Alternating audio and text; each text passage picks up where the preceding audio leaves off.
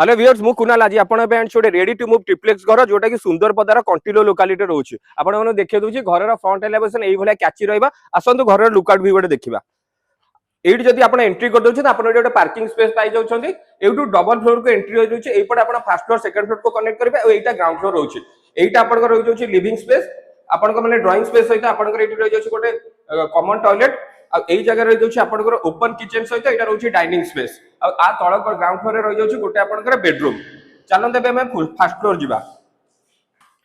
एई जो जगह आपण देखछन एटा सीढ़ी घर तळे आपण यूटेंसिल्स रखि परिबे एबे मु कनेक्ट कर दउची हमर फर्स्ट फ्लोर को देखंतु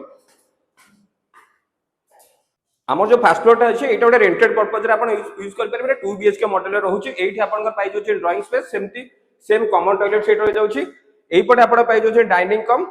आपण ओपन किचन एई पटे रहि जाउची गोटे बालकनी बालकनी मु व्यू भी देखे दउची हां एई बालकनी रो अपोजिट डायरेक्शन आपण पाई जाउछन गोटे बेडरूम एई पटे जोटा कि एटी बालकनी अटैच अछि सेमती